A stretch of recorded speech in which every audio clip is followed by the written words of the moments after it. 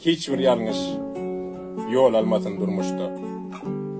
Doğruluktan payalalıyın mıdama, üstünlüğü yetmek üçün kerişte, dost kömögü gerek olyar adama. Oğullana hiç kimin başına iş düşmesin, iş düşeyse başına çın dostları kaçmasın. Oy yaşasın çın dostluk, olsa demir geçmesin. Dost nekili dostluğun kıyın gününde bilirsin. Çın dostlar kıyın günde dost, gözünün şağında dost. Hassa vaktin halından haber alsa şonna dost. Dostum kendip güvenme, seyno kendir gününde.